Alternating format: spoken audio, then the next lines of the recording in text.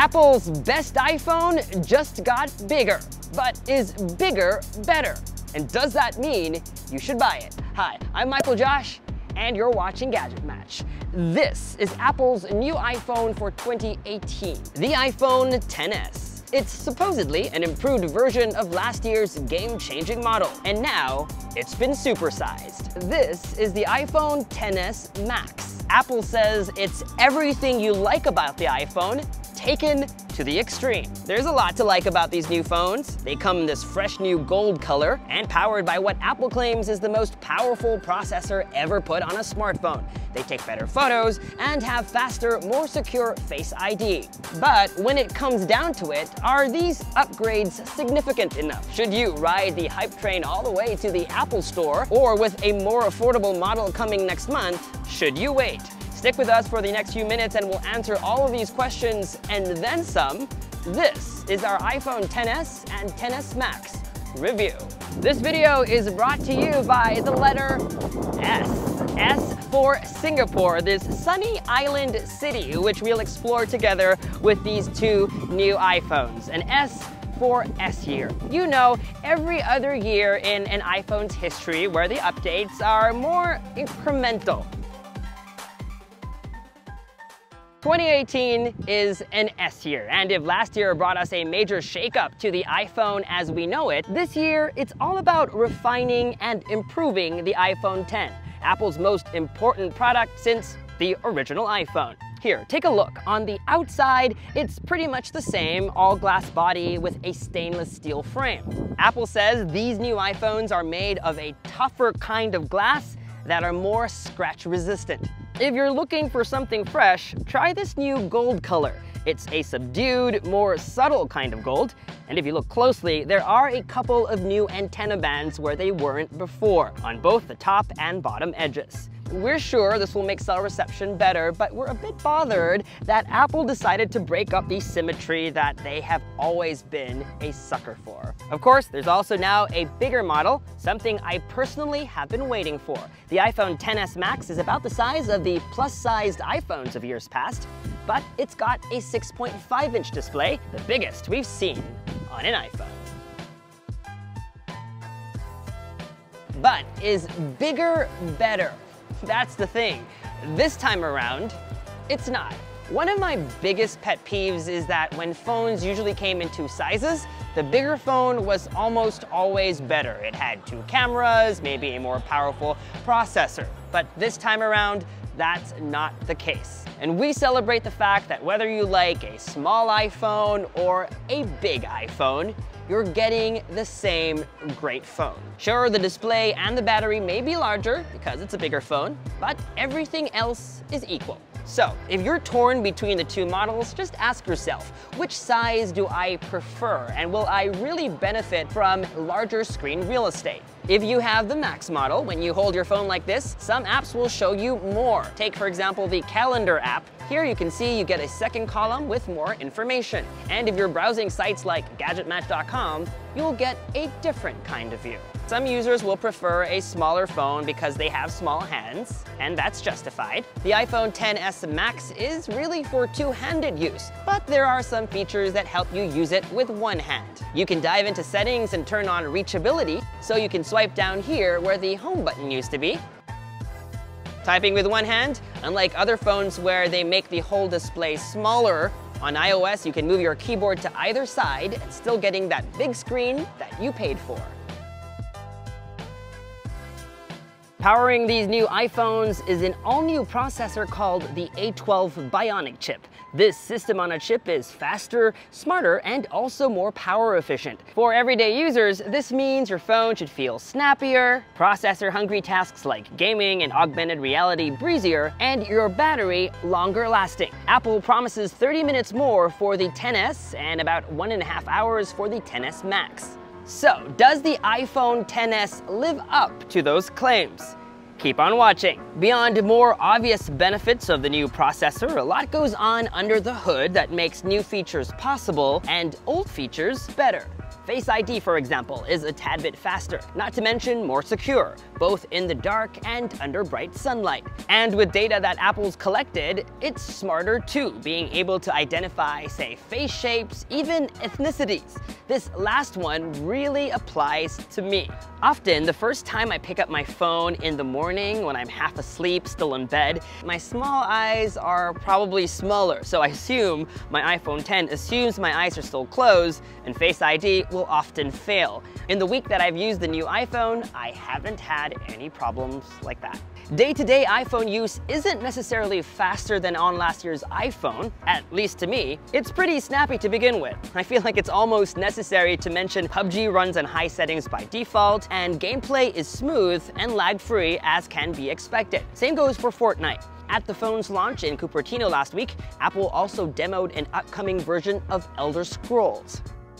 I got to try that game during a closed-door briefing, and all I can say is that mobile gaming is starting to slowly become closer and closer to console gaming. Apple is still casting its bets on augmented reality. Coupled with software improvements, the new hardware is improving the way AR performs. So, for example, the time that it takes for plane detection, basically when the iPhone searches for a flat surface on which to overlay the augmented reality world, is now faster than before. And now, with multiplayer AR games on the App Store, you can imagine how all that extra power makes the experience much more seamless. Of all the things the new iPhone has going for it, one of the most significant changes is its new camera. Like on the iPhone 10, you get dual cameras on both models, one with 2x zoom, which you probably know I'm a big fan of. They don't hype it as much, but this year, these new iPhones have bigger image sensors. A large image sensor on any kind of digital camera is what you should look for. Among other things, it delivers better photos in low light. One new feature is called Smart HDR, not to be confused with Auto HDR on the iPhone 10. You know how you're always advised not to shoot against the light or not to shoot when your subject is backlit? Well, now with the iPhone XS, shoot away. With the sun at its brightest and the Marina Bay Sands behind us, we took these photos of Chai and were surprised to see how the details on her face were still visible, not completely drowned out by shadows. And then later that evening, while I was standing in the shadows with the well-lit Avatar-esque cloud forest behind me, we got this shot. Smart HDR works even if you have other special shooting modes on. So whether you're shooting a portrait or a panorama, it works well. It also works while shooting full HD and 4K video, as long as you're shooting at 30 frames per second. One of the hallmarks of great photography seems to be really creamy depth of field. I personally am a fan of bokeh, and full frame cameras like this one with super fast lenses are good at it. Apple seems to agree, as depth mapping is a big word being thrown around. We're actually very impressed.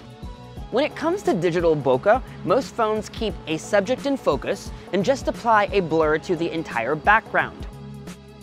Apple takes this a step further, so objects further away are less in focus than those closer to the subject, just like on a professional camera. Take this photo, for example. Chai is in focus, as well as the plants that are the same distance away from the camera as her. The plant in the foreground is slightly blurred, and the trees in the background have a creamier blur to them. Apple now also gives you the option to change the amount of blur after you take the shot.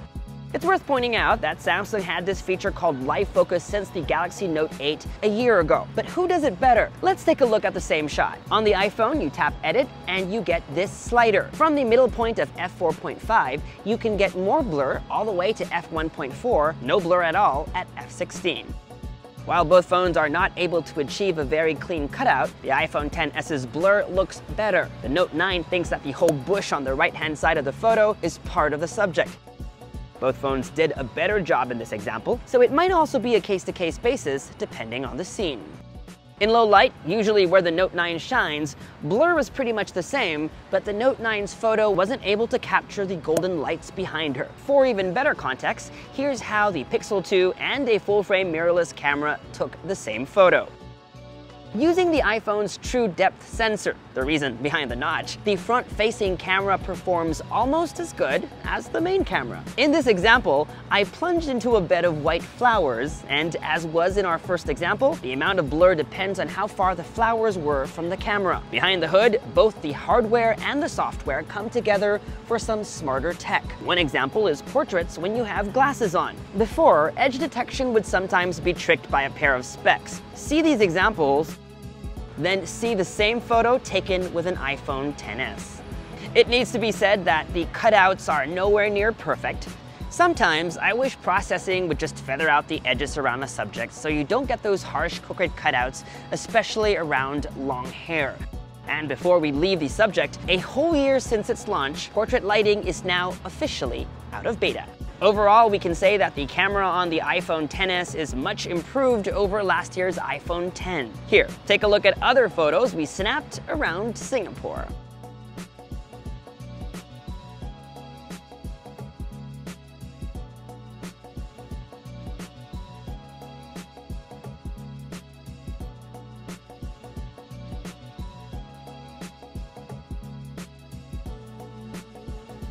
In my briefing with Apple, they told me that the rear flash has also been tweaked and should be better, so we took a few photos and we'll let you be the judge. The iPhone XS and XS Max should also have improved video stabilization, so I hopped on a bike to see, although I'm told I was lousy at it, so the stabilized video still has some shake. Video shot while walking and from a moving car came out smoother. If you think some of the locations in this video are familiar, maybe it's because you saw Crazy Rich Asians, which was shot here. The director of that movie, John Chu, actually shot a whole short film using the iPhone XS. You should definitely check it out. Apple's always been known for caring even about the little things, like water resistance, which I personally think should always come standard, especially if it's always raining where you live. These phones now have a higher water resistance rating, IP68, which means it can be submerged up to 2 meters for 30 minutes. But please don't, Apple does not include water damage in its warranty. Apple says it's tested spills from not just water, but also coffee, tea, soda, and beer. Apple says that in the event it happens, rinse your phone, pat it dry, and leave it out to dry for a few hours before using again. I've also been told that the phone now knows when your fingers or the display is wet and will still respond to touch. Speaking of little things, the new iPhones come with wider stereo sound. Since a few generations ago, stereo speakers have been located here and up here, also the earpiece. Sound coming from this speaker is now significantly louder and clearer, perfect for those Netflix chill sessions. Stereo recording is also now supported while shooting video, and here's what that sounds like.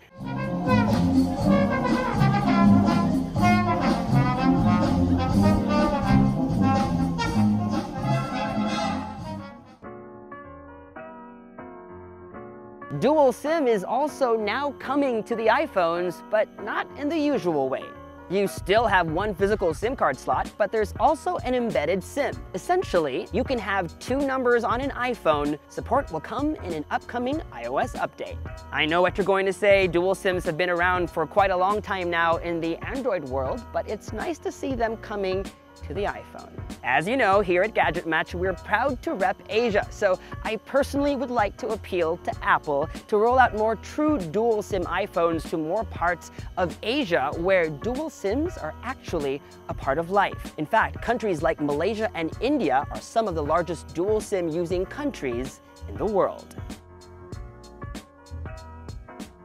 While it's difficult to say that these phones last 30 minutes and 1.5 hours longer than the iPhone X, as Apple claims, I can attest that the iPhone XS Max lasts about 5.5 hours of screen on time, which is pretty impressive considering for more than 3 of these 5.5 hours, I was playing Pokemon Go non-stop with the phone at full brightness. While it still may not be a powerhouse in terms of long-lasting use for a heavy user like me, in our time with these phones, we were able to get through a full day of moderate use. So it will really boil down to how heavy of a smartphone user you are. I personally dream of the day where I don't have to lug around a power bank, and with this phone as my daily driver, I still will. Speaking of charging, these phones support fast charging. You can go from 0 to 42% in just under half an hour if you are willing to shell out some serious dough for the optional fast chargers. Maybe next year Apple will bundle one without a price increase. Wireless charging speeds also have been slightly improved, which is good news if you've already invested in one. So, are the iPhone XS and XS Max your gadget match? Any way you look at it, these are some of the best smartphones that you can buy today. While this year's updates are purely incremental, they're not merely gimmicks to sell more phones. Instead, when you add it all up, they help make last year's already solid phone even better. The iPhone XS and XS Max are beautiful phones, made more powerful, with even better cameras, and for that, they both deserve the GadgetMatch seal of approval. That's not to say these phones are perfect. In fact, there are still some things I'd love to see from Apple. I'd love for Apple to abandon the Lightning port and adopt USB Type-C. For its price, I'd love them to include a fast charger in the box. And for all its efficiency improvements, I'd still want a battery that will last me a whole day with heavy use and then some. So, should you upgrade? If you own an iPhone X, I think it's more prudent for you to wait another year unless money isn't an issue. Hold on to last year's iPhone 8 and 8 Plus 2 if you have them. If you have an even older iPhone but still think $1,000 is excessive, we don't blame you. Apple's new, more affordable iPhone XR debuts at the end of next month. That phone starts at $749, and minus a few bells and whistles, is still a very solid phone that has the best of what's in these ones. Wait for our iPhone XR review coming at the end of October, right before the phone hits shelves. If $749 is still too much, Apple is still selling the 7, 7 Plus, 8, and 8 Plus, and those start at about $450 US. I still recommend the 7 Plus. It's a great phone, even if it's already 2 years old. And that's part of the iPhone story told. While some will say that the phones are overpriced, part of the appeal of the iPhone is that they work well for a long time and are well thought out. You've probably heard me speak about intangibles, like how if you buy into the Apple ecosystem, everything just works seamlessly. Things like AirDrop, sharing Wi-Fi passwords with a prompt, and pairing a new set of AirPods. Call me an Apple fanboy if you want, but these are things that you will only appreciate once you experience them. And that was our iPhone XS and XS Max review. For more videos like this one, you know the drill, folks. Subscribe to our YouTube channel, follow us on social media, and make GadgetMatch.com your daily habit. From here in beautiful Singapore, I'm Michael Josh. Thanks for dropping by. I still recommend the 7 Plus, which is the phone Chai lost.